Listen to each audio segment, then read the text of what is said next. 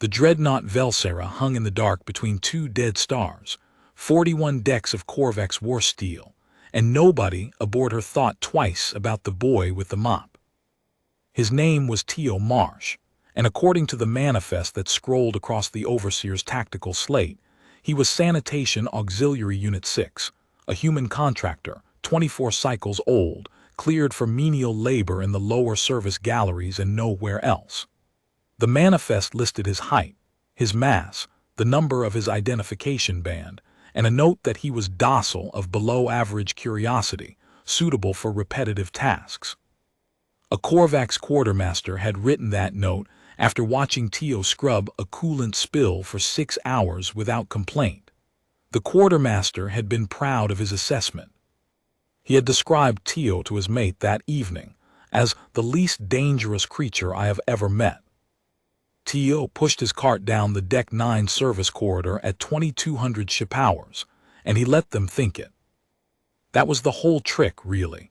He had learned it on a dozen ships before this one, in a dozen different bodies of work, mopping and hauling and emptying waste while the beings above him spoke freely, because a thing that cleans is a thing that isn't there. The Korvax were worse than most. They were a proud, tall, armored people, 4 meters of muscle and plate, and they had conquered 11 systems, and they had decided long ago that the soft little bipeds from the water world were good for 2 things: dying quietly in the mines or cleaning up after their betters. Teo had chosen the second. It kept him alive, it kept him close. And tonight it kept him 3 corridors from the primary reactor, manifold with a wet mop and a bucket of enzyme foam, and the last night of the Velsera's life ticking down behind his eyes. He hummed while he worked, something tuneless. The 2 Korvax Marines posted at the manifold junction watched him come and did not straighten, did not so much as shift their grip on their plasma lances. One of them, the taller, was called Draze. Teo knew this because Draze's mate had died in the mines of Tethys 11 months ago, and Draze had cursed her memory loudly in the mess 3 nights running, and Teo had wiped the same section of floor near enough to hear every word. Teo made it his business to hear every word, on every ship always. "The waste sump on 9 is backing up again," Teo said, in the flat trade Korvax that humans were permitted. He kept his eyes low. Overseer's slate flagged it. "I clear it or the reactor coolant loop stinks by morning shift." Draze looked at him the way a man looks at furniture that has spoken. "Then clear it, animal, and be quick." "Yes, honored one." He pushed the cart past them. Neither Marine's eyes followed. Why would they? He was Sanitation Auxiliary Unit 6, and the sump on Deck 9 did back up regularly, and the reactor coolant loop did stink when it did. And all of that was true, and Teo had made every bit of it true over the last 2 months, one small sabotage at a time, so that on this specific night, at this specific hour, it would be the most natural thing in all the galaxy for the Janitor to walk unescorted into the beating heart of a Korvax dreadnought. The service door hissed shut behind him. The Marines' voices dropped to a private murmur about wagering chits. Teo stopped humming. He was alone in the manifold antechamber. A low steel throat of pipe and conduit lit the bruised orange of Korvax emergency lamps, and he had exactly 6 hours before the Velsera was scheduled to jump to the Syndra Reach and rendezvous with the rest of the 9th War Fleet. 6 hours before this ship added its weapons to the fleet that was, at this moment, gathering to burn a human refugee convoy of 900,000 souls out of the sky at the Syndra jump node. 900,000. He had the number memorized. He had held it in his chest for a year, ever since he'd taken the contract, ever since a woman in a gray coat on a station he would never name had shown him the fleet dispositions and asked, very quietly, whether he thought one person could stop a warship. Teo had said, "Not stop it, take it." He knelt by the waste sump, popped the access grill with his cleaning tool, and reached past the foul standing water into the dark, and his fingers found the waterproof pouch he had epoxied to the underside of the pipe flange 9 days ago. He drew it out. Inside, wrapped in 3 layers of sealant film, was a data spike no longer than his thumb, a coil of monofilament, a compact injector, and a folded schematic he had reconstructed from 400 separate stolen glances at the ship's diagnostic terminals. He didn't need the schematic anymore. He had it memorized too. But he unfolded it once in the orange light and looked at the whole shape of the thing he was about to attempt, because he had promised himself he would do that. He would look at it honestly, once, before he committed. A man who lied to himself about the odds was a man who got other people killed. The odds were bad. 41 decks, roughly 900 Korvax crew, of whom perhaps 200 were combat marines, a central war mind, a caged quasi-sentient tactical intelligence that ran fire control and could not be reasoned with, a bridge crew of the ship's officer caste, all of them descended from war lines that had never in 6 generations lost a vessel to boarding. And him, one human, one night, a mop, a spike, a wire, and a syringe. Teo folded the schematic back up and tucked it into his coverall. "All right," he said to no one. His voice was very quiet and very calm, the calm of a man who has already decided and merely needs to move his hands now. "Let's go to work." The first thing he did was become invisible in a new way. The Velsera ran on a layered surveillance grid, hard cameras at every junction, motion lattice in the corridors, and the overseer slate that tracked every crew band by transponder. Teo could not disable any of it without alerting the war mind, so he had spent 2 months learning not to break the grid but to lie to it. He plugged the data spike into the sump's maintenance port, a filthy little diagnostic jack meant for reading pipe pressure, which no Korvax engineer had ever imagined could touch anything important, because it couldn't, not directly.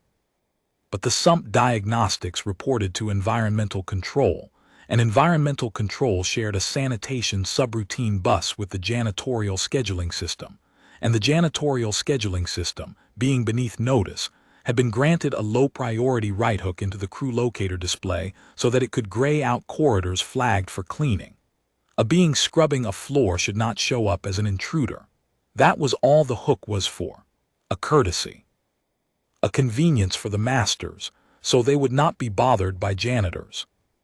Teo had found that hook in his 3rd week aboard, and he had wept a little quietly in his bunk, because it was so beautiful and so stupid, and it was the crack he needed.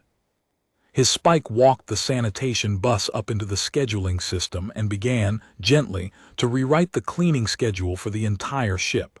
Not all at once. That would flag. But corridor by corridor, over the next several hours, the Velsera would decide that it needed to be cleaned, deck after deck, in a spreading wave, and every corridor flagged for cleaning would be grayed on the crew locator. And in each of those grayed corridors the presence of a single sanitation transponder would be not merely permitted but expected asterisk. He was building himself a road of grime, running from the reactor to the bridge, on which he would be the only man the ship could not see. The spike's little indicator went green. Deck 9 sections aft now flagged, cleaning in progress. Teo left the mop. He almost hated to. It had been good cover for 2 months, and there was a sentimental animal part of him that wanted to bring it, the way a soldier keeps a lucky round. But a janitor with a mop moved at a janitor's pace, and the next 6 hours had no room for a janitor's pace. He stripped the enzyme foam bucket instead.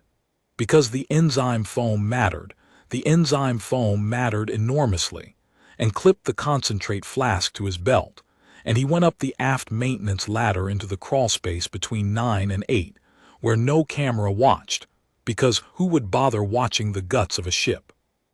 The crawlspace was hot, and it stank of ozone, and the great arteries of the coolant loop ran through it, and Teo moved along them on his hands and knees in the dark, counting flanges. He had counted them before. He counted them again now because counting kept the fear small and orderly. Fear was fine. Fear was fuel, but it had to stay in its box. At the 9th flange he stopped and drew the injector and found the coolant loop's chemical balance port.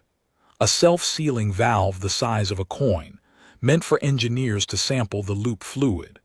Into it, he pressed the injector and thumbed the plunger, and 30 milliliters of a very specific compound went into the primary coolant of a Korvax dreadnought.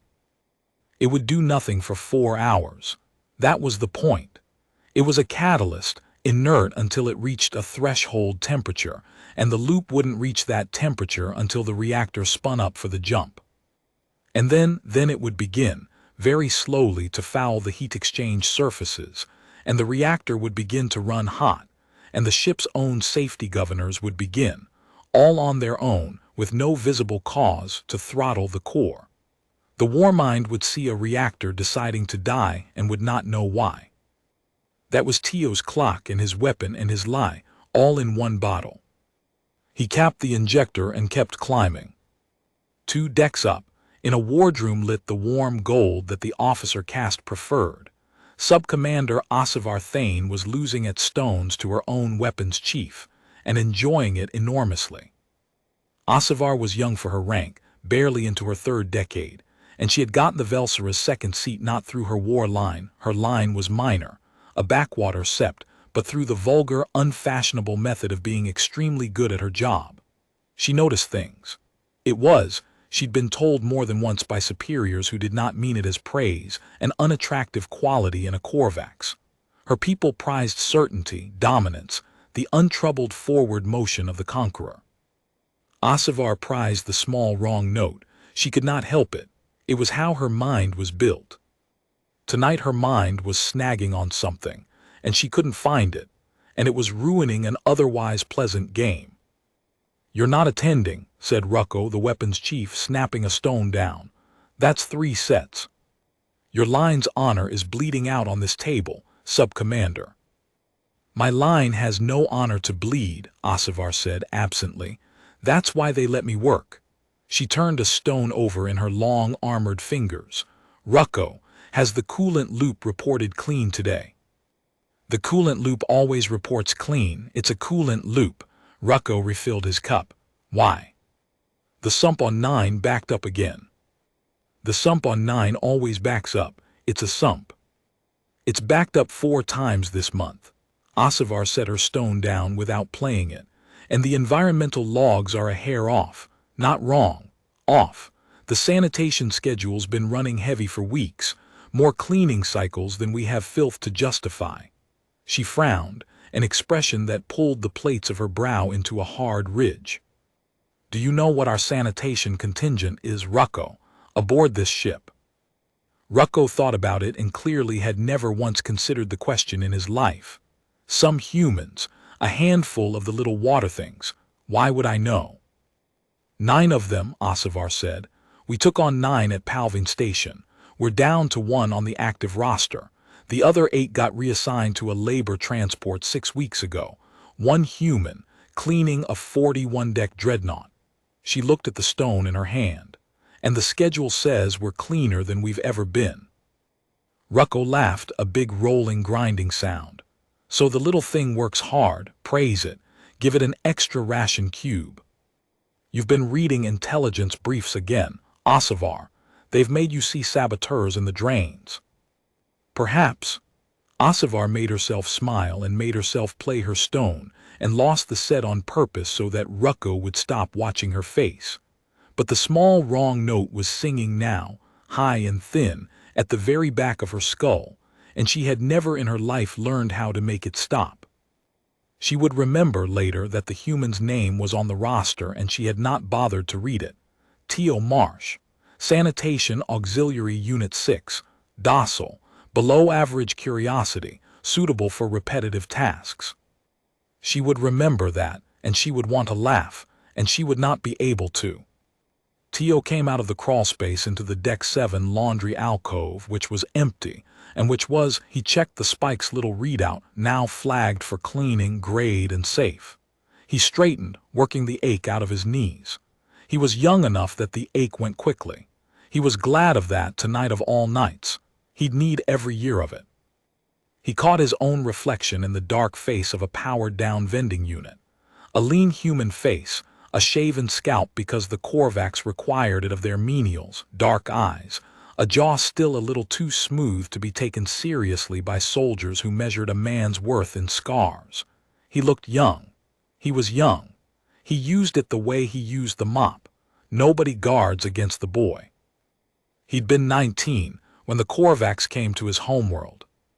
He had watched them take it in a single afternoon, watched the orbital fire come down on cities that had never fired a shot, and he had survived because he had been in a maintenance tunnel under the water treatment plant, cleaning it, because that had been his job even then, the boy who cleaned.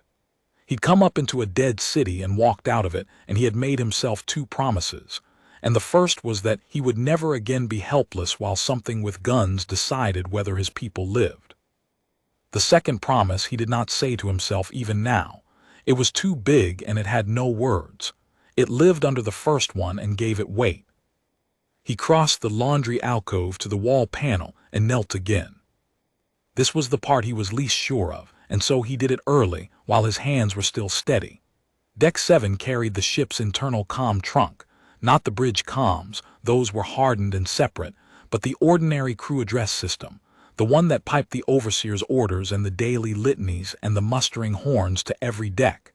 It was a low-security system because it only ever spoke outward to the crew. Nobody defended a loudspeaker. Teo intended to make it live for him. He pried the panel, exposed the comm trunk's junction, and threaded the monofilament tap around the address bus, splicing his little Spike's second port into it.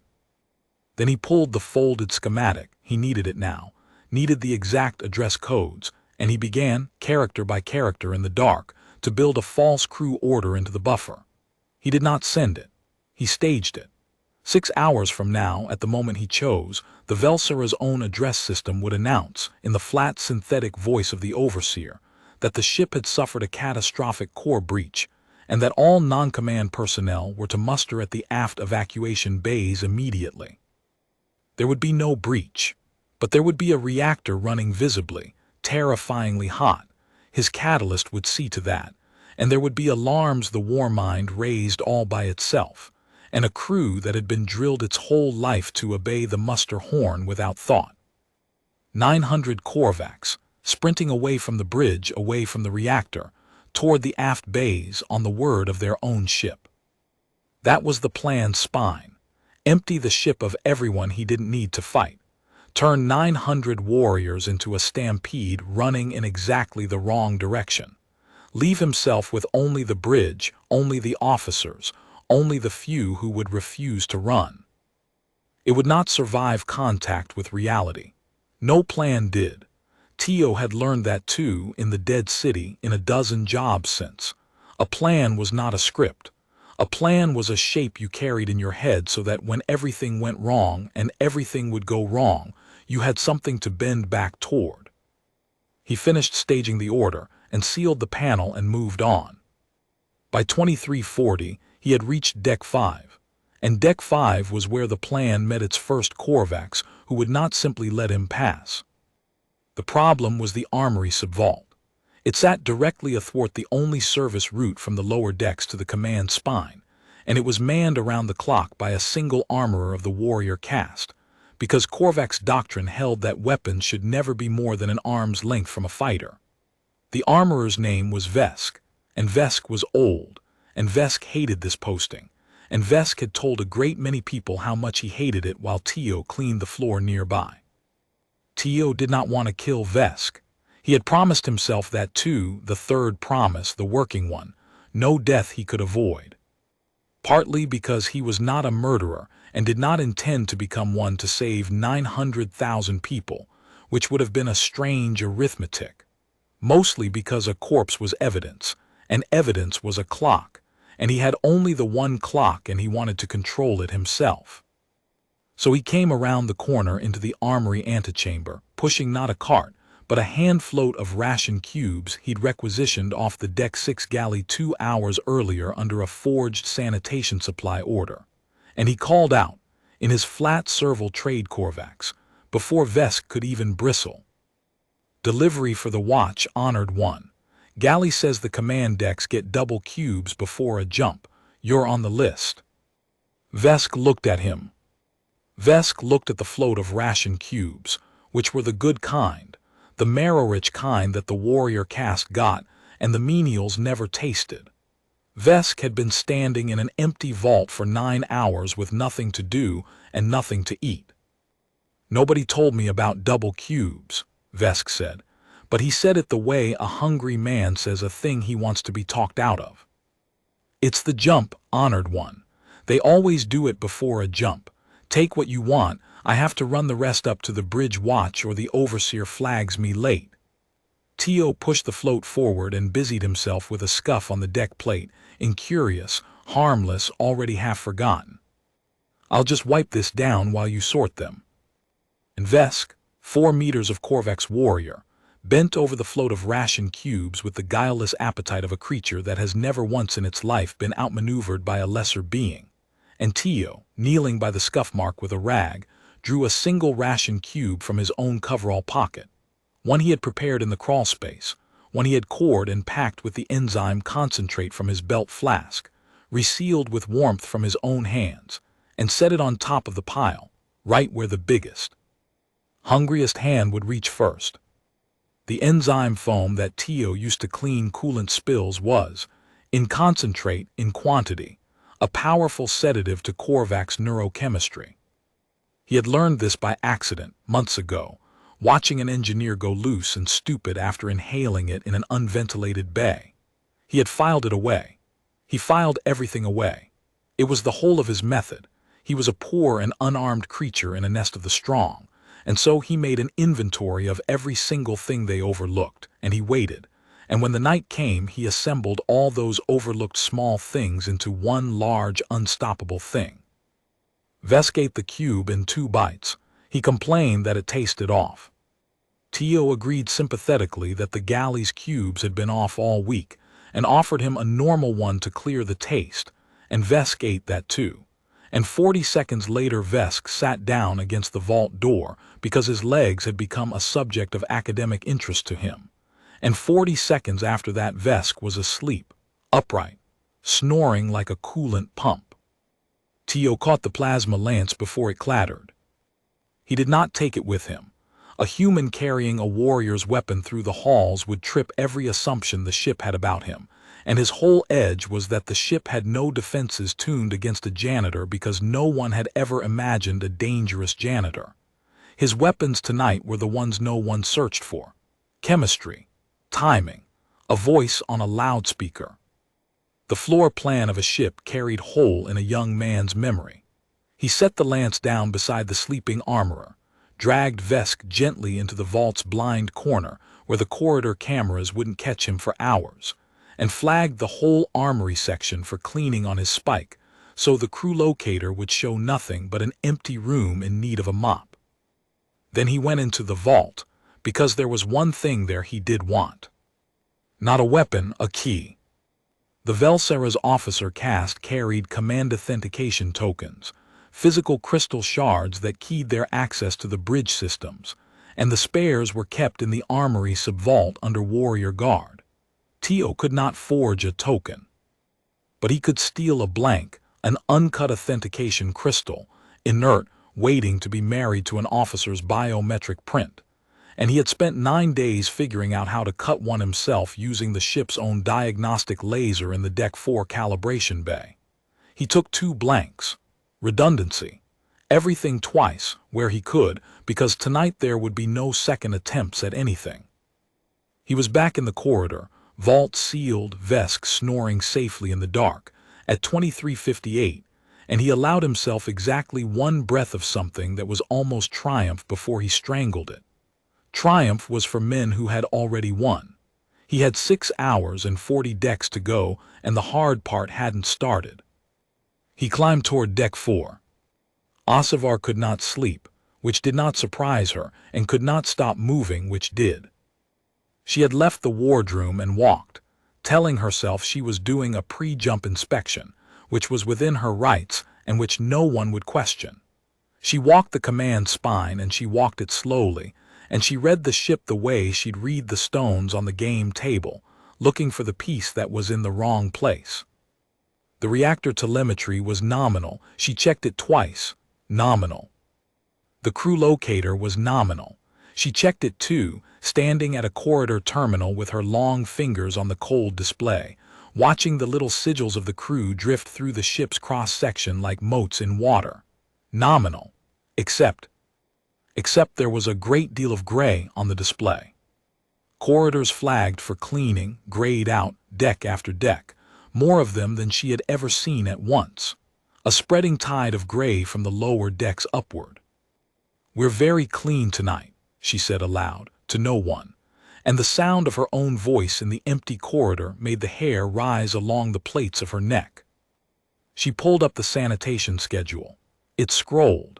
It was enormous.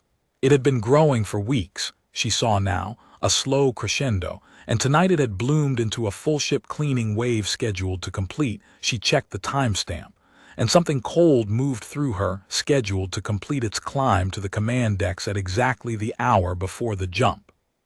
One human, one janitor. And a wave of grayed, unwatched corridors climbing toward the bridge like a tide coming in.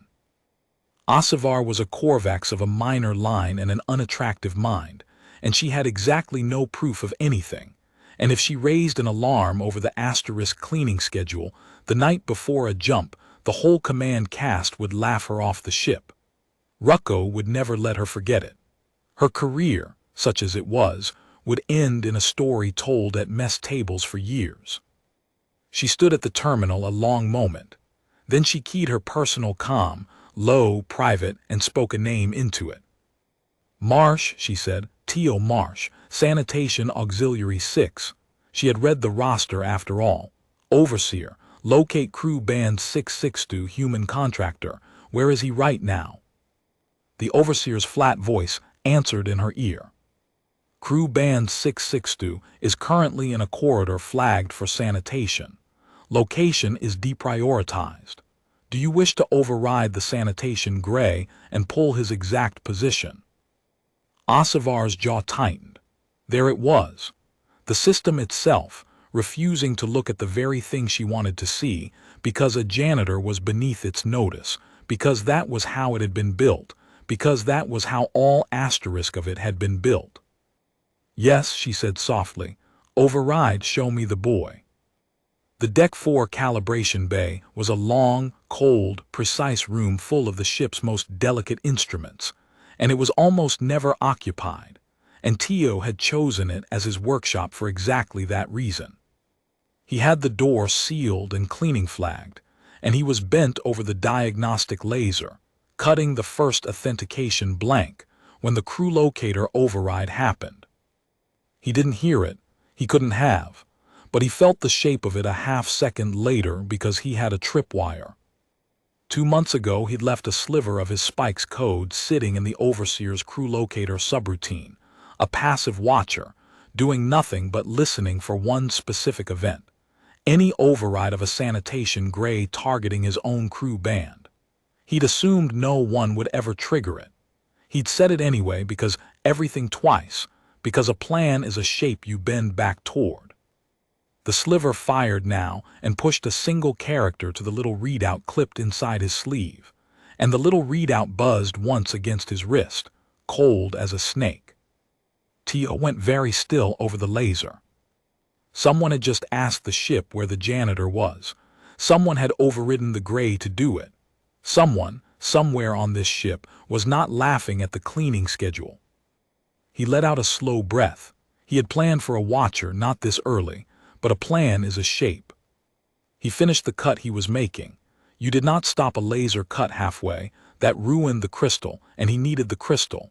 And then he moved fast, gathering his tools, killing the laser, because in perhaps 90 seconds a corridor camera somewhere would refresh with his exact position painted on it, and whoever had asked would have a red dot to chase. He could not let them fix him in space. His whole power lived in being nowhere, being no one. So he gave them a Teo Marsh to find, and made sure it wasn't the real one.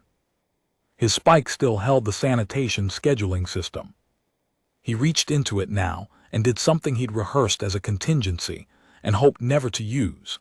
He detached his crew band's transponder echo from his actual position and pinned it to a scheduled cleaning task 3 decks below in the Deck 7 laundry, and set that echo walking a slow patrol route through the lower service galleries, mopping ghost corridors, exactly where a diligent janitor ought to be at midnight.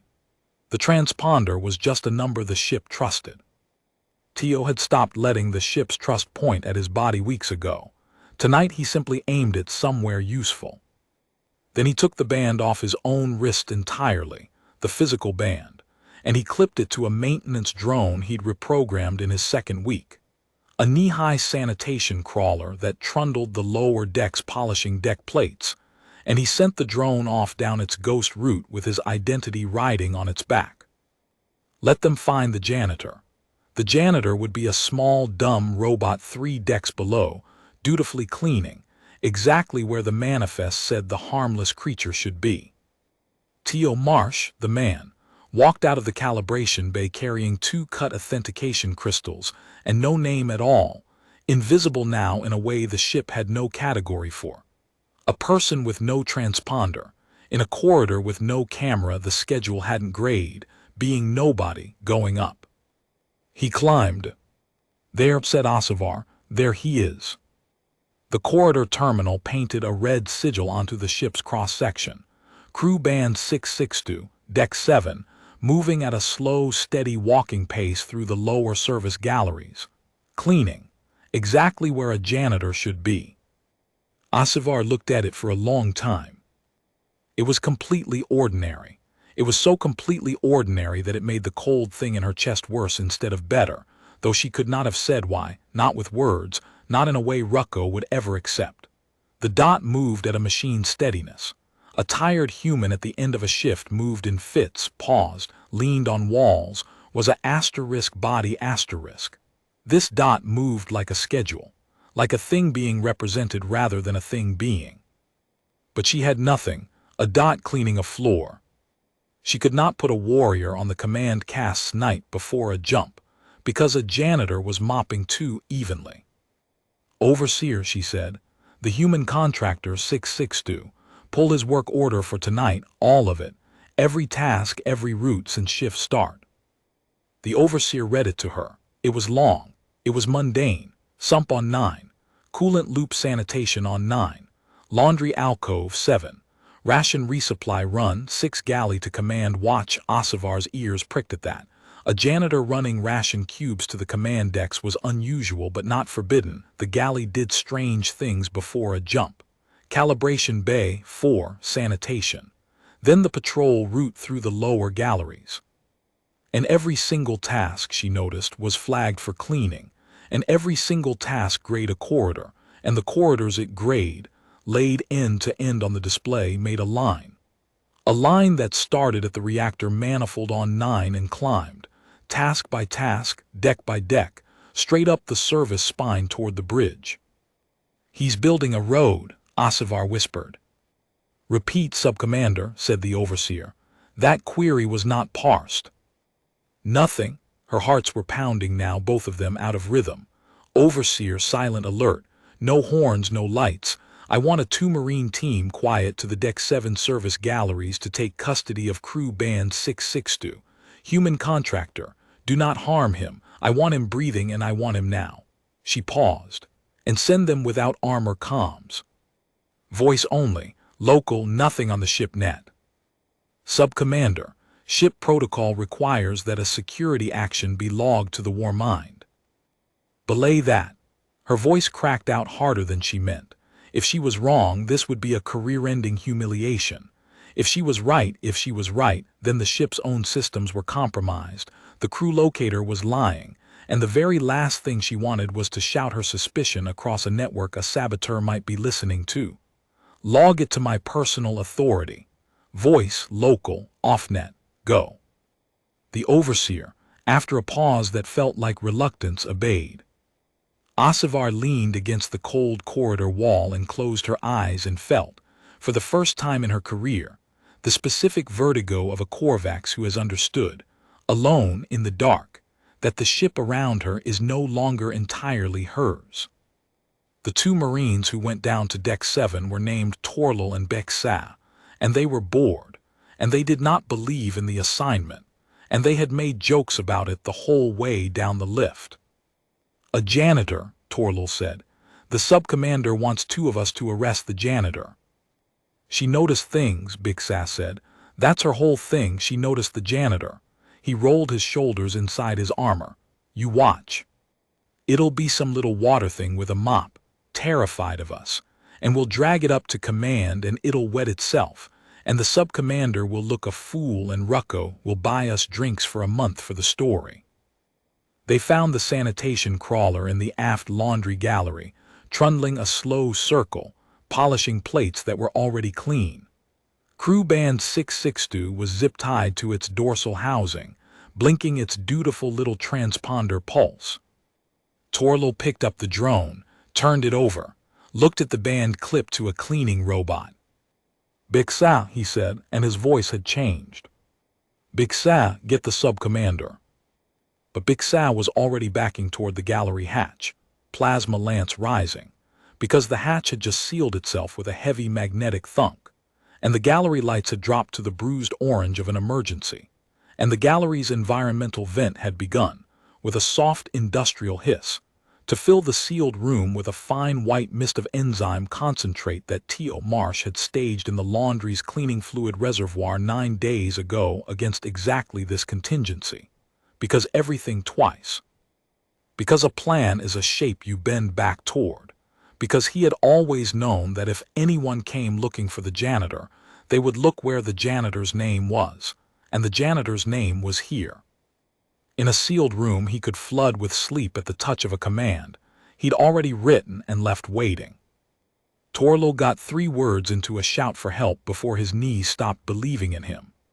Beksa managed to fire her lance once, a wild bolt that scorched the ceiling, before she folded gently to the deck beside the little polishing robot, and then the gallery was quiet except for the hiss of the mist and the patient whir of the crawler making its rounds. 3 decks above, in the command spine, a man with no name and no transponder felt his restreator buzz twice. The contingency had triggered, the trap had closed, they had come for the janitor and found the janitor's ghost, and Teo Marsh allowed himself, for the second time that night, a single strangled breath of something almost like triumph. Then he crushed it and he kept climbing and he thought, "Someone is hunting me now and she is good, and I have just made her afraid, and afraid is the most dangerous thing I could have made her." He would have to be faster than her fear. Osevar knew she'd lost her Marines the way you know a limb has gone to sleep, an absence where a signal should be. She told them voice only, local, off-net, and so when Torlil and Beksa went silent there was no clean alarm, no data, only a hole where 2 acknowledgements should have arrived and hadn't. She stood at the corridor terminal counting seconds, and at 90 seconds she knew, and at 120 she stopped pretending she didn't. The saboteur had taken her Marines, on the janitor's deck, where the janitor's transponder was, which meant the transponder was a lie and the Marines had walked into it, and it had been asterisk ready for them, staged, waiting, which meant the human had known she would send someone and had known where they would go and had prepared the ground days or weeks in advance. Osevar had hunted saboteurs before, petty ones. Disgruntled crew, foreign agents, a bomb in a fuel line once. She had never hunted anything that had prepared the ground before she started hunting it asterisk. The realization arrived in her chest like cold water. She was not ahead of this thing. She had never been ahead of it. It had been ahead of her for weeks, and the only reason she'd noticed it at all was that she happened to be the one Korvax on the ship whose mind snagged on wrong notes, and it had made a mistake, one small mistake, an echo that moved too evenly. No. She stopped. She made herself be honest, because honesty was the only weapon she trusted. It hadn't made a mistake. It had shown her the even-moving echo because it wanted her chasing an echo. Everything she had seen tonight, it had chosen for her to see. Everything except one thing. Osevar turned back to the terminal, and she did the thing the saboteur could not have wanted, the thing so obvious and so beneath the ship's notice that even a mind as careful as his might have left it uncovered. She stopped looking at the crew locator, which he owned. She stopped trusting any system that touched the sanitation bus, which he owned.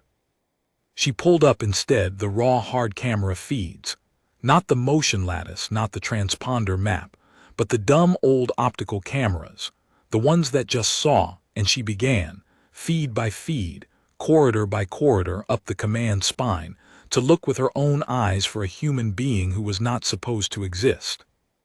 It took her 4 minutes. The cameras in the grade corridors were still recording.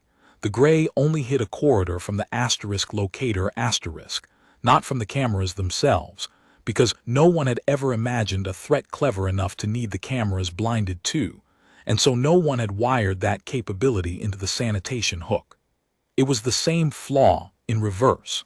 The masters had built a system that would not look at a janitor, and so the janitor had learned to hide inside the system's blindness. But the janitor could not blind a camera that had never been taught to care what it saw. On the Deck 3 command spine junction camera, at 21 ship hours, a lean young human in a sanitation coverall, with no crew band on his wrist, walked calmly past the lens carrying 2 small crystalline objects in his left hand, and glanced up once directly into the camera, as if he'd known exactly where it was. Asivar's breath stopped. He wasn't afraid. That was the thing that undid her, more than the missing band, more than the crystals. His face, caught in 3 optical frames, was not the face of a cornered saboteur, not desperate, not exalted. It was the face of a man doing careful work he had done 1,000 times in his head. It was, she realized, exactly the face she wore herself when she was 3 moves from winning at Stones. "Overseer," Asivar said, and her voice was steady now because fear had burned off into something clearer and colder. "The human on the Deck 3 spine camera, track him on optical only. Do not use the locator. Do not use the sanitation bus. Optical cameras only, and route the feed to my eyes alone."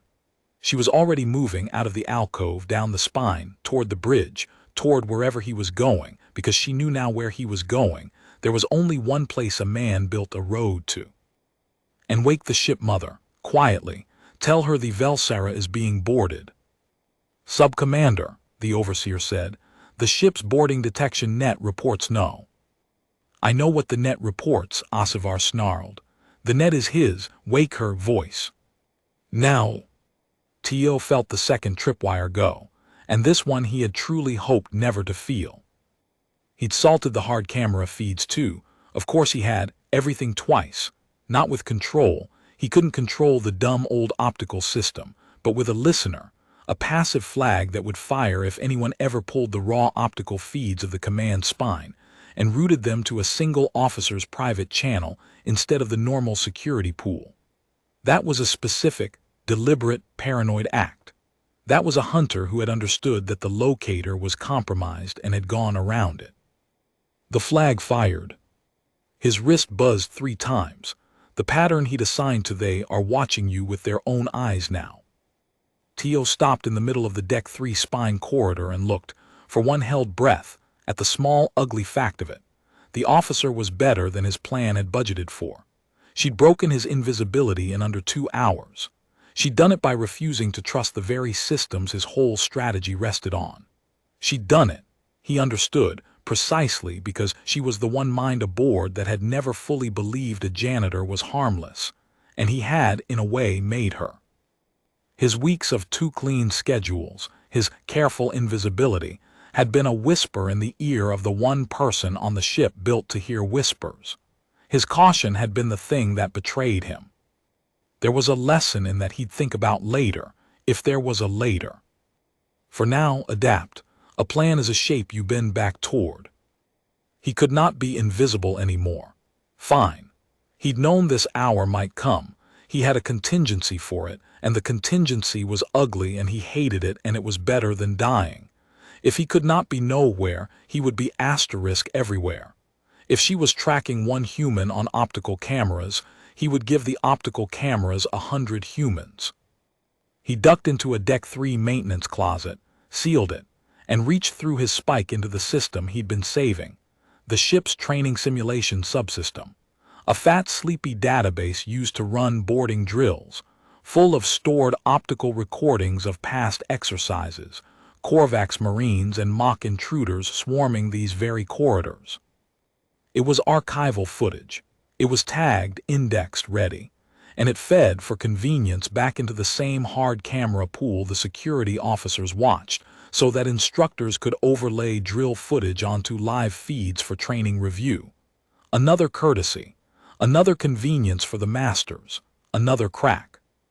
Teo began, corridor by corridor up the command spine, to splice archived drill footage into the live optical feeds, figures running, hatches opening, the mock chaos of a boarding exercise, layered so thin and so plausible that the officer hunting him would suddenly, on every camera between herself and the reactor, see intruders. Dozens of them. Human shapes, moving with purpose, pouring up the spine. A full boarding action where there was only one man. He did not need her to believe it forever. He needed her to believe it for 20 minutes. He needed her, and everyone she could rouse, looking at ghosts in 100 corridors while the one real man walked the one real road. He set the splice running and slipped out of the closet, and now when he passed a camera, his own real image swam in a sea of false ones, one true human indistinguishable from 40 phantoms, and somewhere above him, he imagined the careful officer staring at a screen suddenly boiling with threat, and having to decide in seconds which of the 40 humans climbing her ship was the one that mattered. He was sorry to do it to her. She was, he thought, the best of them, and if the galaxy were built differently, they might have been on the same side of something.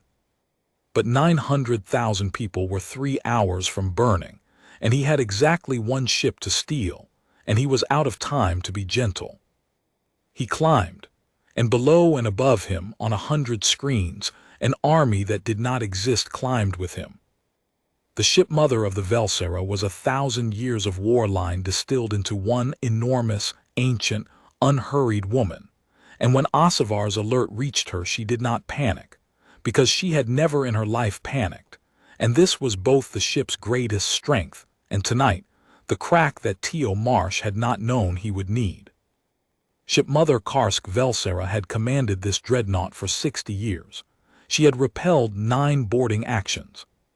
She knew in her marrow exactly what a boarding action looked like, and when she reached the bridge and saw the hard camera pool boiling with human intruders swarming up her command spine, 40 of them, 50, pouring toward her reactor and her bridge, she did the thing 60 years of victory had taught her to do. She met the threat she could see. "Full muster," the ship mother said, and her voice filled the bridge like a tide. "All Marines to the command spine. Repel boarders. Seal the reactor. I want every intruder on the ship dead before the jump." Alarms began to howl through the Velsera, real ones now, her own, and 900 Korvax warriors erupted from their bunks and their posts and surged toward the command spine to fight the army of ghosts. Ossivar, 3 decks down, watching the same feeds, felt the floor drop out of her. "No," she said, to no one, to the cameras, to the ghosts. "No, that's what he wants asterisk." Because she understood in a single sickening flash what the boy had done. He hadn't hidden. He'd stopped hiding on purpose. He'd shown the ship an invasion so that the ship would do the one thing that helped him most. He'd made the shipmother herself pull every Marine on the vessel asterisk toward the command spine and asterisk away from wherever the real work was, and the real work, Ossivar knew now, staring at the road of grayed corridors in her memory, had never been the command spine at all. The road didn't lead to the bridge. It led to the reactor. And she had just watched the shipmother order it sealed and stripped of guards so the crew could chase phantoms. Ossivar turned and ran, not up, toward the bridge in safety and her shipmother, but down, alone, off-net, toward the reactor, toward the one real human on a ship full of imaginary ones, because she was the only Korvax aboard who had understood the trick, and if she was wrong she'd throw away her life for nothing, and if she was right she was the last thing standing between Teo Marsh and the beating heart of the Velsera. She drew her sidearm as she ran. She hoped she wouldn't need it. She was almost certain she would. The truth was that Teo had never intended to take the bridge. That was the misdirection inside the misdirection, the one he'd built the whole night around. The bridge was where the officers were, where the guns were, where a lone human would die in seconds if he tried to storm it. The bridge was theater. He wanted the ship mother to defend the bridge and the spine with everything she had, because every Marine she poured into that theater was a Marine not standing between him and the thing that actually mattered. The reactor was the ship. Not the weapons, not the bridge, not the war mind, the reactor. A Korvax dreadnought's entire command architecture was built on an old, arrogant assumption that the ship's core was so central, so sacred, so obviously the place of maximum defense, that anyone reaching it had already won, and there was therefore no point in building a fallback. Reach the core, and you held the ship's life in your hand, its power, its jump drive, its ability to fire a single shot. And the core's local control could be seized from the reactor floor engineering station. If asterisk, you had a command authentication token, and if the reactor floor was undefended, and if the ship's own safety governors were already screaming that the core was failing, so that the moment you seized control your seizure would look, to the panicking crew, like the desperate act of an engineer trying to save a dying reactor rather than an enemy trying to steal one. Teo had spent a year and 2 months, and every clever thing he'd ever learned arranging those 3 ifs into a single hour. And now, at 44 ship hours, with the catalyst he'd injected finally reaching threshold temperature as the reactor spun up for the jump, all 3 came true at once. The Velsera's core began, all on its own, to run hot. Teo felt it through the deck plates before the alarms caught up, a deep shift in the ship's hum, a strain in the great machine, the coolant loop fouling exactly as he'd designed. The reactor's own governors woke and began to throttle the core to save it, and the throttle dropped power to the jump drive, and the jump drive flagged a fault, and up on the bridge, the ship mother's board lit with a reactor emergency layered on top of a boarding action, a nightmare doubling, the kind of compound catastrophe that makes even a 60-year commander's certainty waver for one fatal instant. That instant was Teo's. He fired the staged comm order. The Velsera's own address system spoke, deck to deck, in the flat synthetic voice of the overseer that every Korvax aboard had obeyed without thought since the day they were born. Catastrophic core breach imminent. All non-command personnel muster at aft evacuation bays. This is not a drill. Core breach imminent. And the ship, which was already running visibly, terrifyingly hot, which had governors screaming and drives faulting, and a boarding action swarming its spine, believed its own voice. Because why wouldn't it? The voice had never lied. The voice was the ship, and 900 Korvax warriors who had been surging asterisk toward the command spine to repel boarders now had to choose, in a howling instant, between their ship mother's order to fight and the ship's own order to flee a core breach. And the deepest, oldest drill in every Korvax marrow, older than loyalty, older than honor, was when the core breaches run. The command spine dissolved into chaos. Half the Marines broke aft for the evacuation bays. Half held confused, their armor comms clogged with contradictory orders, the ghost boarders still swarming the cameras, the real emergency and the false one indistinguishable. The ship mother roared for discipline and could not be heard over her own ship telling everyone to die if they didn't run. And under all of it, on the reactor floor, one door away from the beating heart of the Velsera, a young man with a cut crystal in his hand watched the last Marine sprint away from his post toward the aft bays, and stepped out of the shadow of a coolant pillar and walked, unhurried, alone, into the reactor control ring. It was vast and it was empty, and it was the loudest quiet he'd ever stood in. The core hung above him behind its shielding, a caged sun straining at its throttle, and the engineering station stood dark and abandoned. And Teo Marsh crossed the floor to it and set his 2 crystals down on the console and let out, At last, the breath he'd been holding for 14 months. "Okay," he said softly, to the ship, to the core, to the 900,000 people who would never know his name. "Let's take you home." He seeded the first crystal. Ossivar reached the reactor ring's outer hatch 30 seconds too late to stop him from entering, and exactly in time to stop him from finishing. She'd fought her way down through the chaos, against the tide of fleeing Marines, and she'd nearly been trampled twice, and she'd screamed the truth into her comm. "It's the reactor, it's a lie, seal the reactor." And no one had listened because the ship itself was screaming louder, because she was a minor line sub-commander with an unattractive mind and no proof, and a career built on noticing things nobody wanted noticed. So she'd stopped screaming and simply run, alone. And now she stood in the reactor ring's hatchway with her sidearm raised, and she saw him. Just a boy. A lean young human at the engineering console, sleeves rolled, a crystal already seated and glowing, his hands moving over Korvax controls with the fluency of a native, and no weapon on him anywhere, none, because his weapons had never been the kind you could point. "Step away from the console," Ossivar said, in trade Korvax, and then, because it felt absurd to give the order in the language of masters to the being who had just unmade her ship, she said it again in the human tongue she'd made herself learn years ago against exactly no expectation she'd ever use it. "Step away. Now. Hands where I can see them." Teo did not turn around. His hands did not stop. "You're the one who noticed," he said in his own language, and his voice was quiet and almost kind. "The schedule. The clean corridors. I felt you find me at 2340. You're very good. If there'd been 3 of you, you'd have caught me."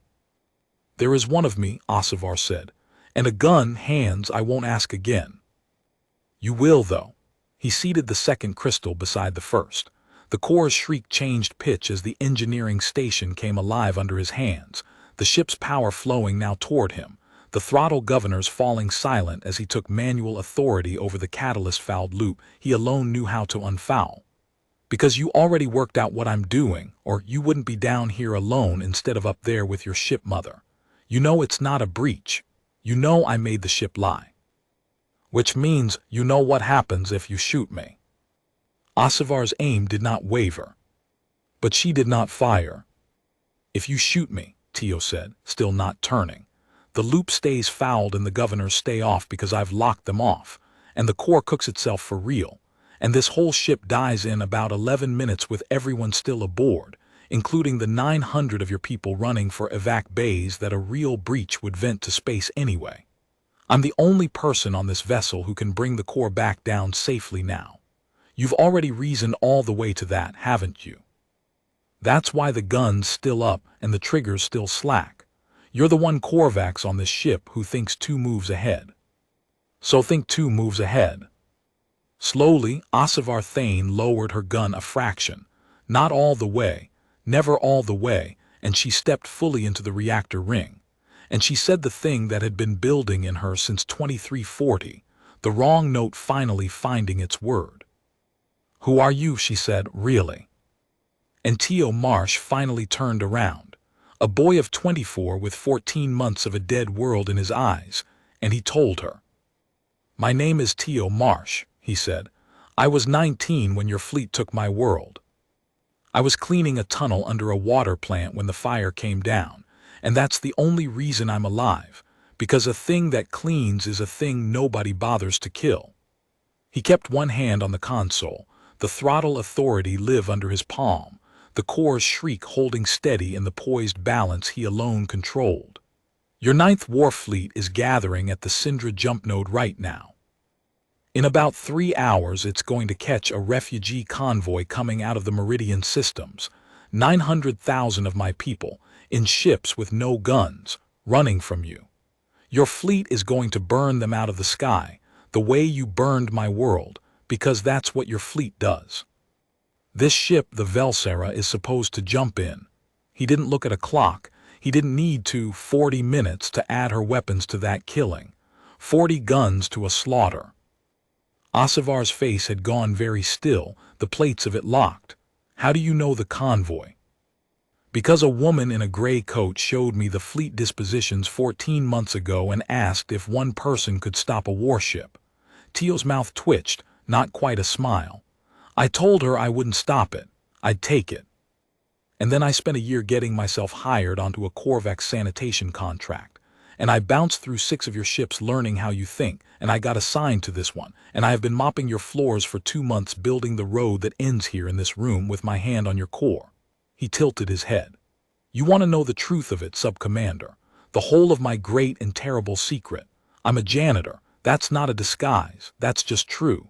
I've cleaned floors my whole life. It's only that I decided, one afternoon in a dead city, to become very, very good at all asterisk of it. Every overlooked thing. Every crack you build into your ships because you can't imagine a threat beneath your notice.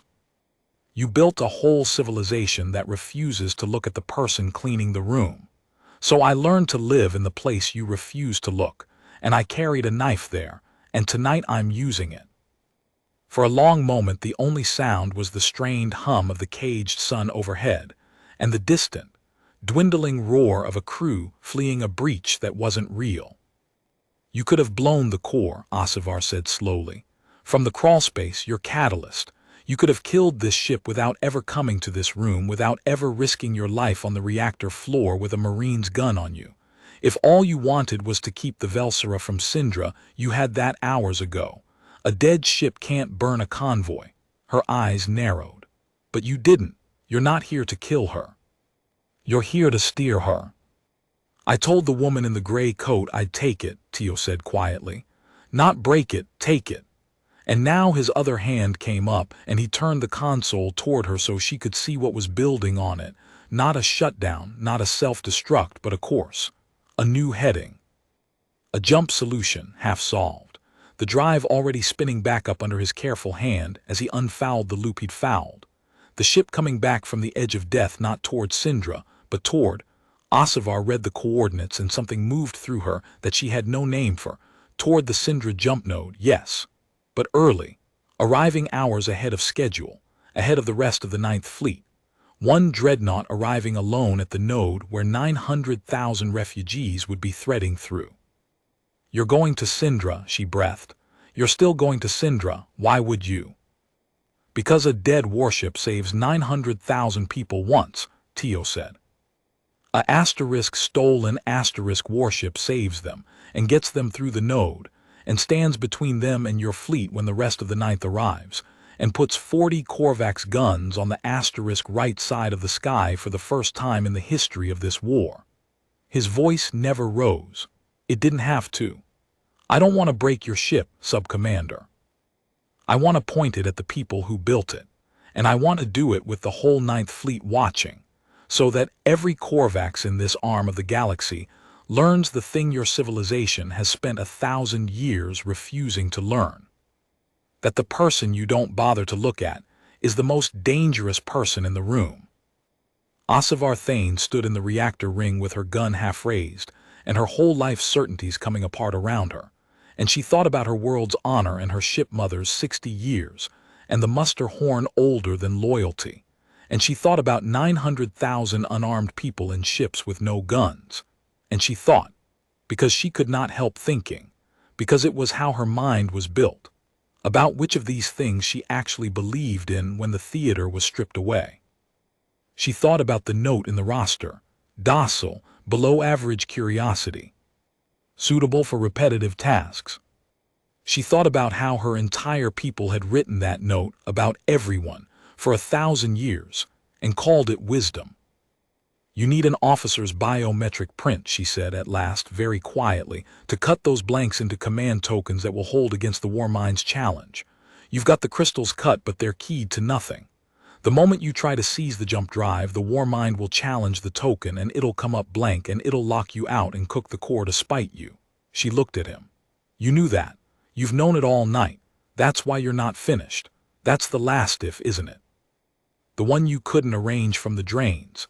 You need a Korvax officer to press her hand to that console. Yes, Teo said. He did not lie to her. He'd promised himself a long time ago never to lie to the people whose help he actually needed. You could steal from the ones you fooled, but you could only be joined by the ones you told the truth. That's the last if. I built a whole ship's worth of tricks to walk one unarmed janitor to this console, and the one thing I could never fake was you. He met her eyes. I didn't know it would be you. I hoped it would be someone. Someone on this ship who noticed the wrong note and followed it all the way down here alone instead of hiding behind her ship mother. Someone who'd already, somewhere in the back of her mind, stopped being able to unsee what your fleet is about to do at Syndra. He let the silence sit. I've been listening to your crew for 2 months, Sub-Commander. I heard Dre's curse his dead mate from the mines. I heard your weapons chief laugh about the little water things. And 3 nights ago in the mess, I heard a sub-commander of a minor line say, quietly to no one, that she didn't understand why a convoy of unarmed refugees was a military target. I heard you say it. That's the real reason I let you find me.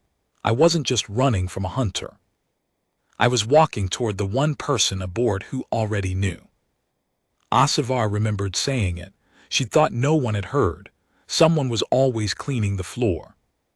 Above them, the core held its poised, terrible balance, 40 minutes from a jump that would go one of 2 ways, and the whole weight of it came down now not on the janitor's clever hands, but on one Korvax officer's open palm. If I do this, Asivar said, and her voice shook for the first time all night, I can never go home. There is no honor line, no sept, no world that takes back a Korvax who turned a dreadnought against the fleet.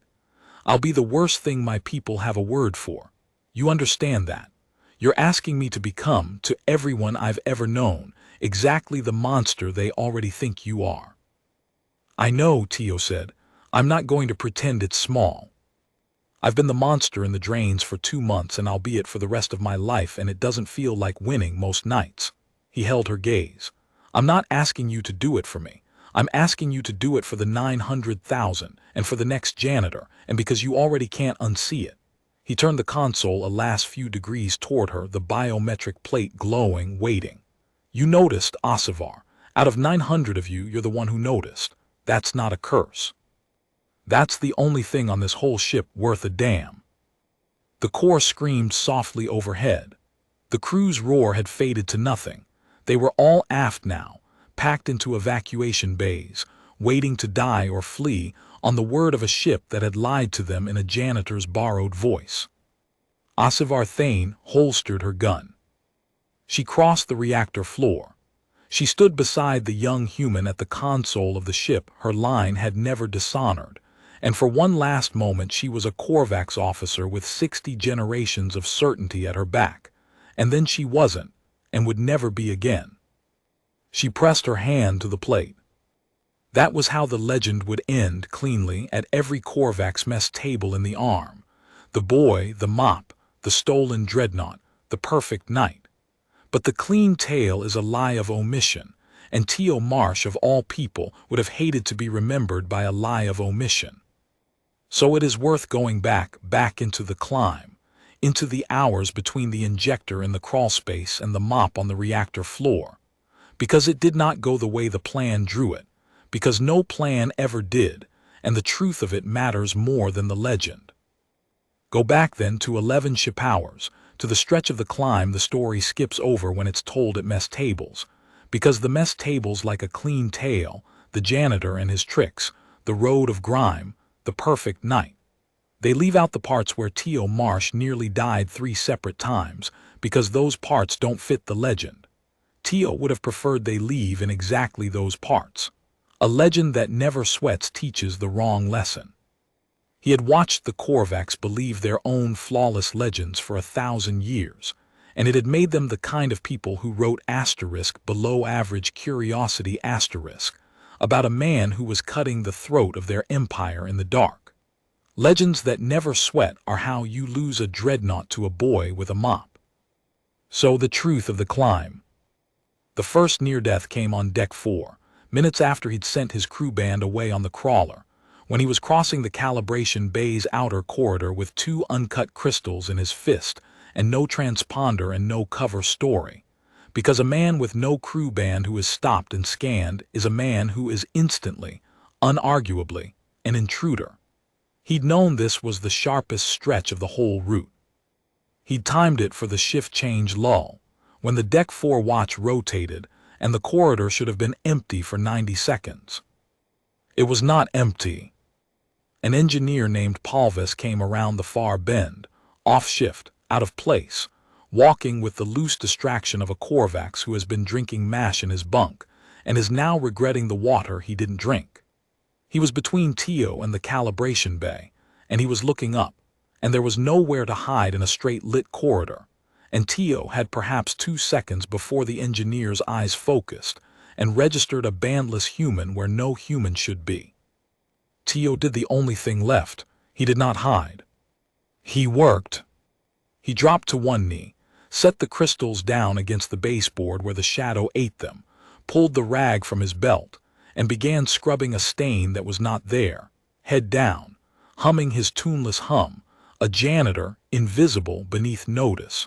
And when Palvis's bleary eyes finally focused, they found exactly the thing they were built to ignore. "You," the engineer slurred.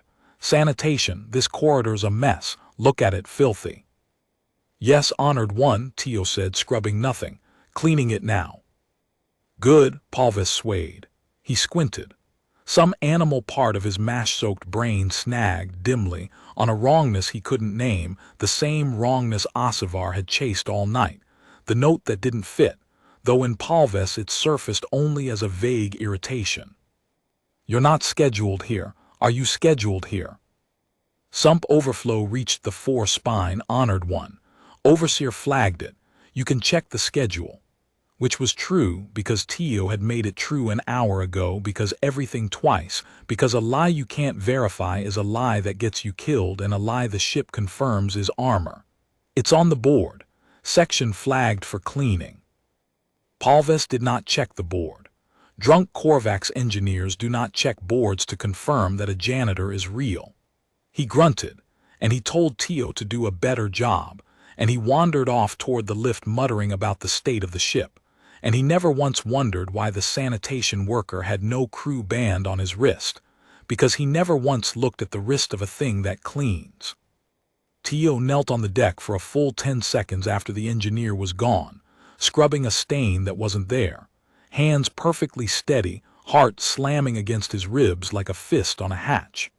Then he picked up his crystals and went into the calibration bay and let himself shake once hard, for exactly 1 breath, before he put it away and cut the first blank. That was how close it ran, a drunk man in a rag. The legend leaves that out.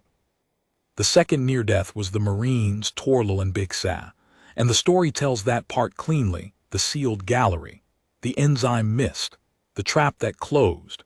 But the story does not tell that the trap almost failed, because the trap depended on the gallery's environmental vent responding to Teo's staged command, and the environmental vent was on the same bus Ossivar had, 40 minutes earlier, begun to distrust. When Teo triggered the gallery flood, the command went out across the sanitation subroutine bus, and the sanitation bus was unknown to Teo, in that moment being asterisk watched asterisk, because Ossivar had told the overseer to flag any anomaly on the systems the saboteur seemed to touch. The flood command tripped that flag. For 11 seconds, while Torlil and Bixah stood over the crawler and Teo's whole trap hung on a vent obeying him, the command sat in a queue behind Ossivar's flag, pending review, 1 keystroke from being cancelled by a suspicious officer 3 decks up. Ossivar saw the flag. She saw a sanitation command flooding a sealed gallery, the very gallery her Marines were standing in. She had perhaps 4 seconds to understand what it meant, and she was good. She was so good, she got most of the way there. "The human is doing something to the room my Marines are in." Her hand moved toward the cancel. And then the ghost borders bloomed across her camera feeds. Teo's archived drill footage, spliced into the optical pool, 40 phantom humans pouring up the command spine, and the flood of false threat drowned the one real signal. And Ossivar's attention was torn, for 1 fatal half-second, from the sanitation flag to the boarding that wasn't there. And in that half-second the flood command cleared the queue and executed, and the gallery filled with sleep. Teo never knew how close that ran. He only knew his wrist buzzed twice, the trap closed pattern, and he kept climbing. He learned it later from Ossivar on the reactor floor, and it was the moment he understood how nearly the whole night had turned on the exact trick he'd been proudest of the ghost army he deployed to blind her had, by pure blind luck, blinded her to the one thing that would have unmade him. He'd been saved by his own misdirection working too well, in a way he hadn't designed and couldn't have. He didn't like that. A man who wins by luck he can't account for is a man who will lose the next time to luck he can't account for. He filed it away, the way he filed everything, and he resolved that from that point forward he would leave even less to chance, and he mostly failed, because there is only so much one janitor can control on a warship, and the rest is the sweat the legend leaves out. The third near-death was the worst, and it came on the reactor floor itself, before Ossivar arrived, in the 4 minutes Teo had alone with the core. The catalyst had reached threshold, the loop was fouling, the governors were screaming, and Teo had walked into the empty reactor ring exactly as planned, but the ring was not quite empty. He'd counted on the muster horn pulling every guard. It had pulled all there as one more thread the Mestable legend drops, and it is the most important one, because it is the thread that made the whole night possible 14 months before the mop ever touched the reactor floor. It is the thread of how a 19-year-old boy who cleaned a tunnel under a water plant became the thing that took a dreadnought, and it runs underneath everything else like the coolant loop runs under the decks. Unseen, load-bearing, the actual machine. Teo had not always been patient. In the first weeks after his world fell, he had been the opposite of patient. He had wanted to burn something. He had walked out of the dead city with a stolen Korvax lance. He barely knew how to fire, and a boy's certainty that grief plus a gun equaled justice. And he had joined the first ragged human resistance cell he could find in the refugee sprawl of Palvin Station. And he had thrown himself at the Korvax with everything a furious 19-year-old has, which is a great deal of fury and almost nothing else. It had not worked. Of course it had not worked. The cell he joined had 30 fighters and enough smuggled weapons to feel dangerous, and not nearly enough to be dangerous. And they had attacked a Korvax supply depot on Palvin in a burst of glorious suicidal courage. And the Korvax had killed 26 of them in under a minute without taking a single casualty. Because that is what happens when the soft attack the armored on the armored's terms. Teo had survived that too, because he had been assigned to the cell's least glamorous job, cutting the depot's waistline to flood the loading bay, a distraction, a menial's task, beneath the notice of the fighters who wanted to be heroes. And he had been down in the waistline in the dark, cleaning a path for a raid that died above him, and he had come up into a second dead room full of his own people, and understood at 19, with a completeness that never left him. That fury on the enemy's terms was just a slower way of dying quietly in the mines. He had spent 3 days after that not speaking, and on the 4th day the woman in the gray coat had found him. She never gave a name. She was human older, with the flat, unhurried eyes of someone who had been fighting a losing war so long that losing had stopped frightening her and started teaching her. She had watched the depot raid from a distance. She had watched 26 people die gloriously, and one boy live because he'd been in the waistline. And she had come to Teo not to console him, but to ask him a question, the question that reforged him, the question he would carry to the reactor floor of the Velsera 14 months later. "Why do you think you lived?" she'd said, "and they didn't?" "Luck," Teo had said. "I got the coward's job." "No." She'd sat down across from him in the refugee sprawl, unhurried, and she'd said the thing that changed the shape of his whole life. "You lived because you were in the one place on that entire depot the Korvax weren't guarding. And do you know why they weren't guarding it? Because it was where the cleaning happened. They guard their guns and their cores and their bridges. They do not guard the places where the work happens, the waistlines and the sumps and the service crawls, because they have decided those places, and the people in them, are beneath notice. They have built their entire civilization on refusing to look at the person cleaning the room. She'd let that sit. Your friends died attacking the parts of the enemy defends. You lived in the part the enemy can't see. Now, which of those do you think is a strategy? Teo had stared at her. And something in him, the furious, grieving 19-year-old thing, had gone very quiet, and something else had woken up. Anyone can attack a warship's guns, the woman in the gray coat had said, rising, already leaving, the whole recruitment done in 6 sentences because she was the kind of person who never wasted a word she didn't have to. It takes a rare kind of patience to attack a warship's blind spot. It takes a year of mopping floors. It takes becoming on purpose the exact thing they've decided not to fear, and being underneath the most dangerous person on the ship. She'd looked back at him once. Most people can't do it. Their pride won't let them be the janitor. They'd rather die a hero at the guns. If your pride is like that, forget I spoke to you.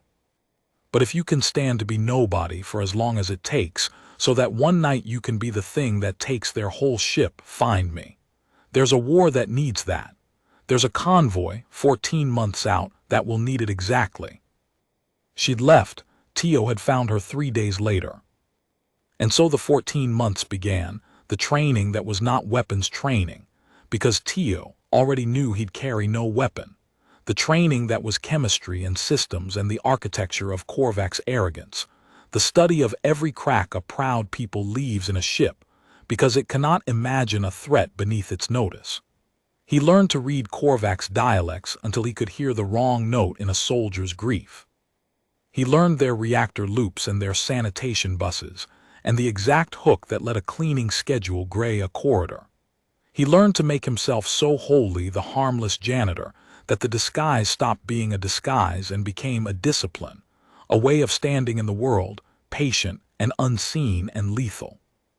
He learned to bank his fury so deep and so cold that it stopped being fury and became the thing under the first promise, the thing with no words, the thing that gave every patient invisible act its terrible weight. He got himself onto a Korvax sanitation contract. He bounced through 6 of their ships. He mopped 10,000 floors. He emptied 10,000 sumps. He was, for 14 months, the least dangerous creature 100 Korvax quartermasters had ever met, and he let every one of them write it down, and he built, inside that perfect harmlessness, the machine that would one night unmake a dreadnought. And when they finally assigned him to the Velsera, a ship of the 9th War Fleet, the fleet that would gather at Sindra, the fleet the woman in the gray coat had named to him a lifetime before, Teo Marsh had known that the 14 months were over, and that the last night had a shape, and that a plan is a shape you bend back toward when everything goes wrong. And everything had gone wrong on the last night exactly as he'd known it would. The officer who noticed, the drunk in the corridor, the flag on the bus, the old warrior who could not flee. He had bent back toward the shape every time. He had bled for it.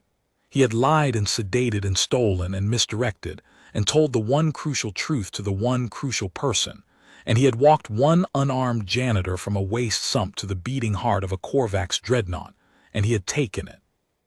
The woman in the gray coat was, at that moment, on a station he would never name, watching the Sindra node on a stolen feed, waiting to learn whether one person could take a warship. She learned that he could. She wept a little quietly, the way he once had over a cleaning schedule hook, and she did not tell anyone why. Aboard the bridge of the Velsera, in the last 40 minutes before Sindra, Shipmother Karsk Velsera stood at the center of a command deck that answered to nothing and watched, through the forward ports, her own ship carry her to a battle she could not stop. She had done everything right. That was the part she could not forgive and would turn over for the rest of her long life.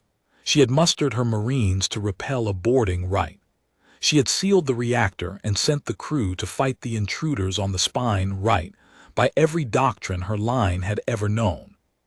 She had held discipline when the false breach horn sounded, kept 30 of her best on the bridge while lesser warriors fled, right. Every single decision had been the correct decision.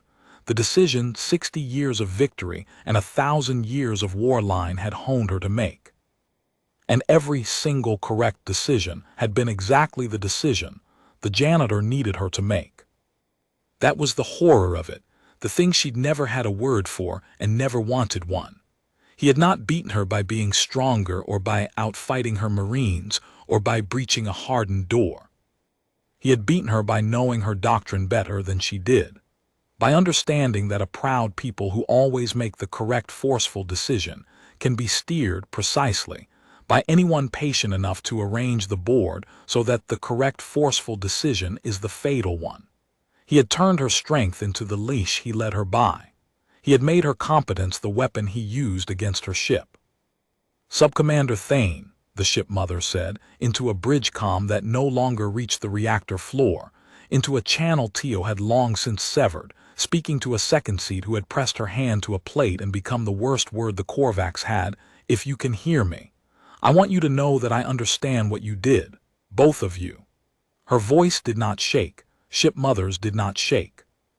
"You did not defeat my ship. You defeated my certainty, and I will spend what's left of me making sure my people learn the difference, because if they don't—" She watched the Syndra node bloom in the forward ports, watched the refugee convoy scatter safely into the dark under her stolen guns.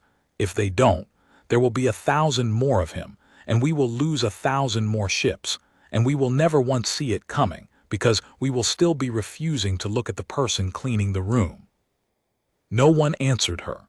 On the reactor floor, 3 decks and a locked spine below, a wounded young human and a Korvax officer who was no longer Korvax held the ship steady between 40 guns and 900,000 lives, and did not hear her, and would not have changed course if they had.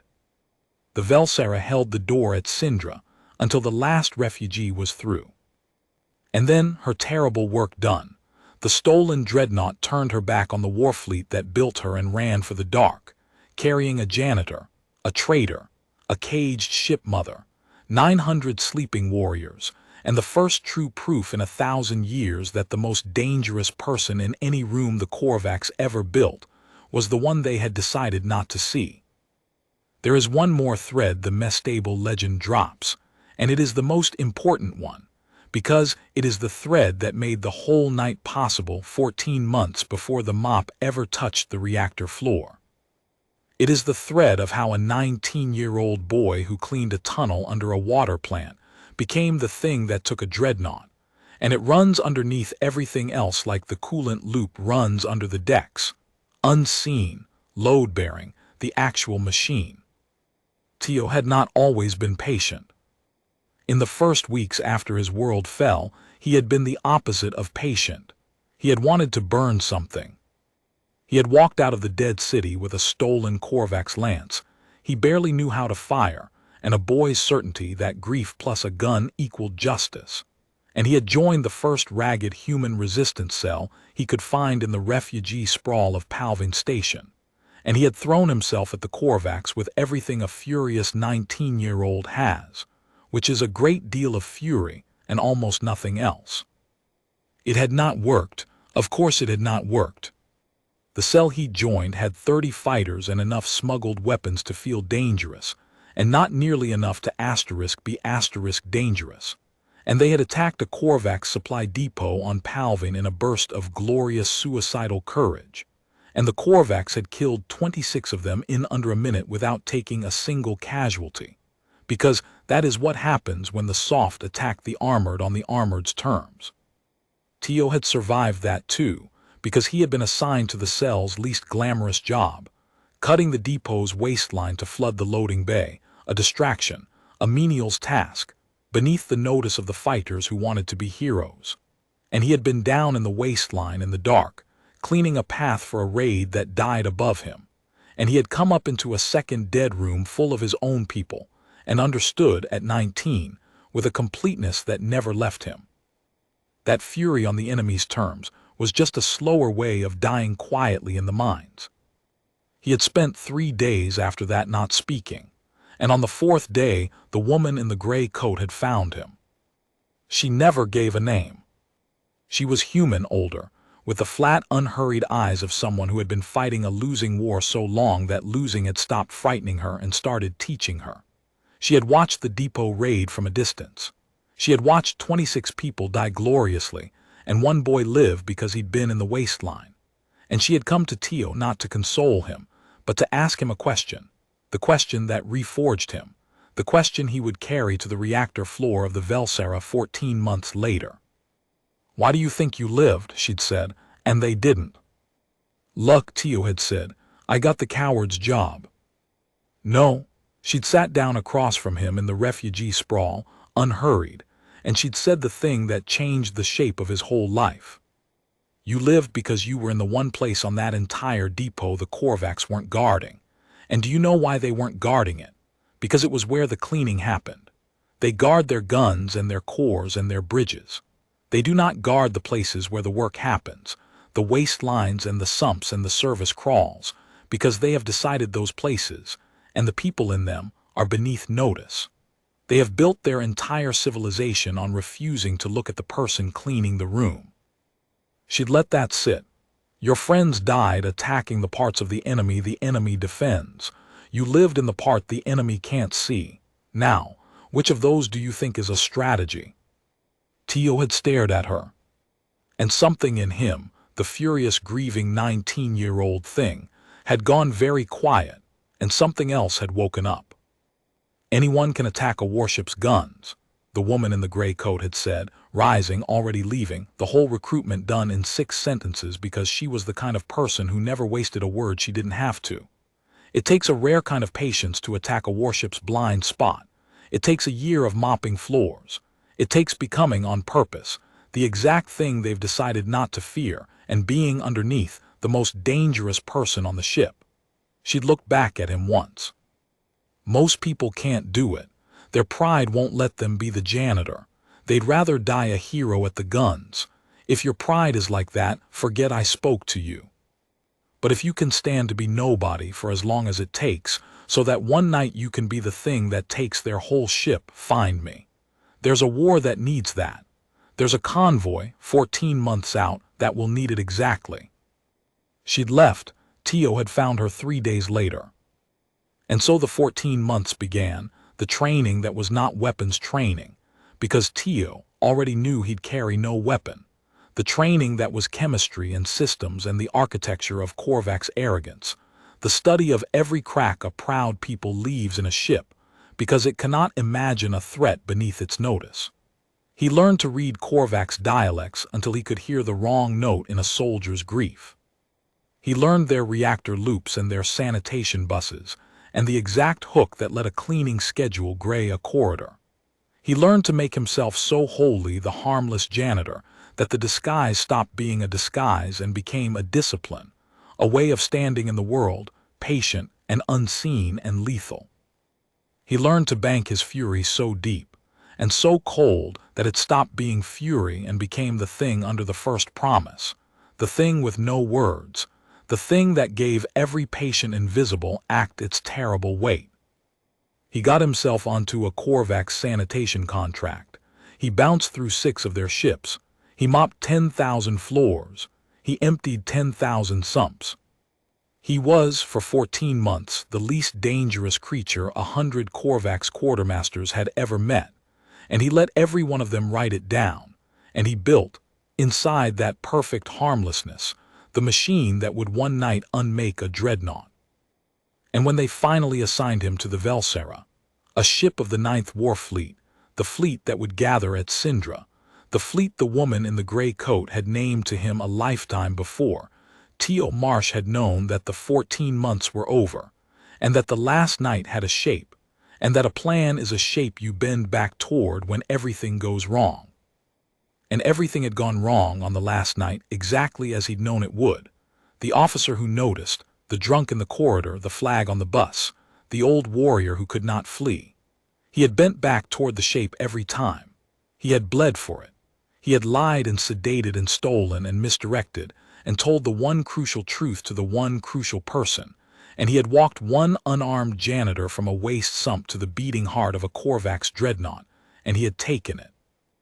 The woman in the gray coat was, at that moment, on a station he would never name, watching the Syndra node on a stolen feed, waiting to learn whether one person could take a warship. She learned that he could. She wept a little quietly, the way he once had over a cleaning schedule hook, and she did not tell anyone why. Aboard the bridge of the Velsera, in the last 40 minutes before Syndra, Shipmother Karsk Velsera stood at the center of a command deck that answered to nothing and watched, through the forward ports, her own ship carry her to a battle she could not stop. She had done everything right. That was the part she could not forgive and would turn over for the rest of her long life. She had mustered her Marines to repel a boarding right. She had sealed the reactor and sent the crew to fight the intruders on the spine right, by every doctrine her line had ever known. She had held discipline when the false breach horn sounded, kept 30 of her best on the bridge while lesser warriors fled right. Every single decision had been the correct decision. The decision 60 years of victory and 1,000 years of war line had honed her to make. And every single correct decision had been exactly the decision the janitor needed her to make.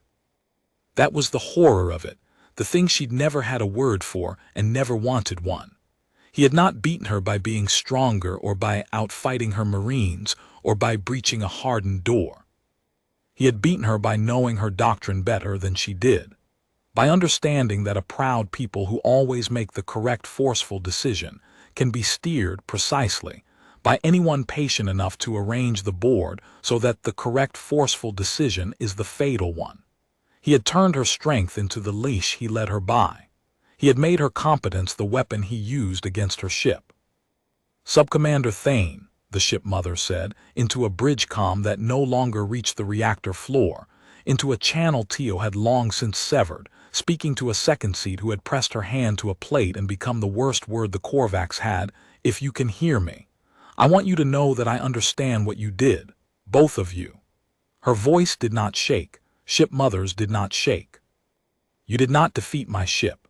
You defeated my certainty, and I will spend what's left of me making sure my people learn the difference, because if they don't—" She watched the Syndra node bloom in the forward ports, watched the refugee convoy scatter safely into the dark under her stolen guns.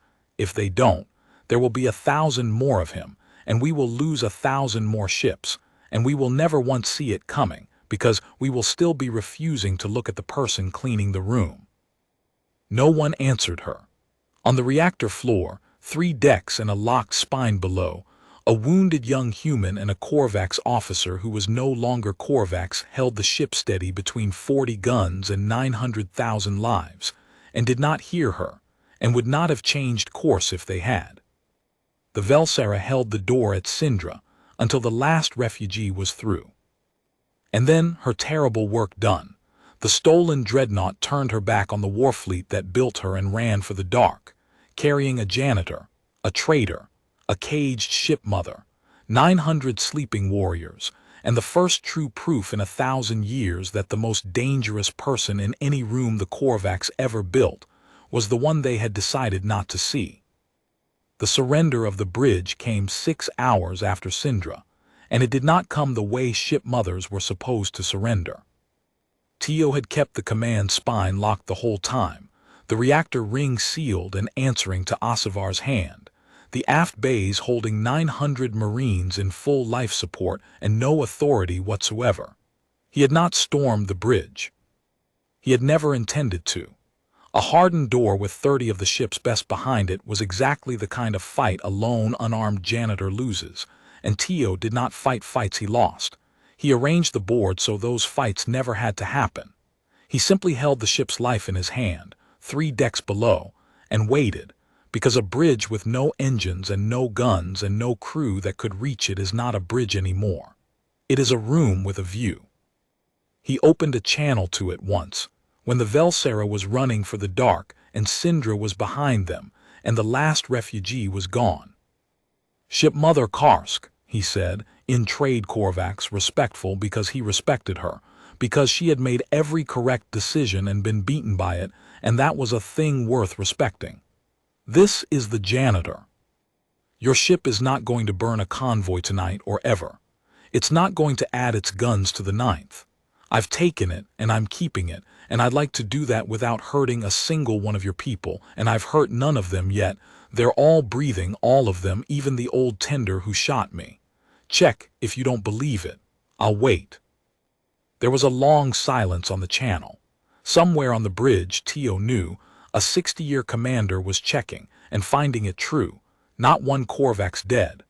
A dreadnought taken and not one of her crew killed. He had wanted that. He had wanted it more than he had wanted the ship, almost, because the ship was the mission and the not killing was the man, and a man who loses himself to win a mission has lost the only thing worth winning it for. "Why?" the ship mother said at last, and it was not a demand, it was a genuine question, the first genuine question Teo had ever heard a Korvax officer ask a human. "You had my ship. You could have killed all of us and been safer for it. Why does it matter to you that we live?" "Because I watched my world die in an afternoon," Teo said, "and I decided that day that I would never be the thing that did that to someone else. Your fleet burns worlds because it has decided the people on them are beneath notice. If I take your ship by burning your crew, I've just proven I learned the wrong lesson from you. I don't want to beat you by becoming you. I want to beat you by being the thing you can't imagine, someone beneath your notice who kept every one of you alive anyway, out of nothing but a stubbornness you don't have a word for." He paused. "You can keep the bridge, ship mother. It's not connected to anything. When we reach port, your crew walks off under guard alive, and you carry home the one story that can actually change your people. Or you can throw yourself at a locked door for the rest of the trip and change nothing. Your choice. It's the last one I'm going to leave you." The ship mother of the Velsera was quiet for a long time, and then, in the oldest and hardest voice her line had, she gave the order she had never in 60 years imagined giving. She told her 30 best warriors to stand down. She surrendered a dreadnought to a boy with a mop, and she did it in the end, not because she was beaten, though she was, but because she had understood, alone on her disconnected bridge, that the boy was right, that the only weapon that could reach her people now was the story, and that she wanted to be the one who carried it home. She would carry it home. She would spend the rest of her long life telling it. The Korvax High Command would call her broken, would strip her line, would try to bury the tale of the Velsera under 100 flawless legends, and it would not bury. Because 1,000 tired soldiers and 100 minor lines and every single Korvax who had ever cleaned a floor for a better would hear it, in the quiet corners, and would understand it, and would never again be entirely certain that the person beneath their notice was safe to ignore. That was the wound Teo had opened in the Korvax that no reactor could, not the loss of one ship, the loss of the one thing their whole civilization was built on, the certainty that the strong could stop looking. They limped to the hidden port over 11 days, and in those 11 days a strange thing grew on the reactor floor of the stolen Velsera, and it was the last thing the legend leaves out, because the legend does not know what to do with it. Teo and Asivar became, slowly, something like a crew of 2. They took shifts. They had 900 sleeping enemies and a caged ship mother, and 40 decks of war steel do not run themselves. And so they split the ship between them and they talked, over the comm, across the decks, in the long quiet hours, the way 2 exhausted people talk when they have done an impossible thing together and cannot yet believe they survived it. Asivar told him about the wrong notes, about a lifetime of being the Korvax who noticed, about the specific loneliness of being built to see what your whole people have agreed not to see. Teo told her about the tunnel under the water plant, and the depot on Palving, and the woman in the gray coat, and the 6 ships of floors he had mopped to become the thing that took the 7th. "You knew," Asivar said once in the deep of a ship night, "that it might be me. You said it on the reactor floor. You'd been listening for someone who noticed, but you couldn't have counted on it. What if no Korvax on this ship had ever wondered why an unarmed convoy was a target? What if the one who came for you had just been a hunter and shot you and finished it?" "Then I'd be dead," Teo said simply, And the convoy would still be alive because a dead ship can't burn anyone either. That was always the floor of it. The worst case wasn't losing. The worst case was saving them and dying, and I'd made my peace with that a year ago. He was quiet a moment. But I hoped. Every ship I mopped, I listened, and on most of them there was no one, just masters all the way down, certain and unbothered. On this one there was you. I didn't take the ship because I found you, Asivar. I took the ship because I was going to take it regardless, but I got to keep everyone alive because of you. There's a difference, and it's the whole difference, and I'll be grateful for it as long as I live. Asivar Thane, late of the war line, who had thrown away 60 generations of certainty on the open palm of one night, found that she had nothing to say to that, and that her eyes were doing something Korvax eyes were not built to do, and she let them.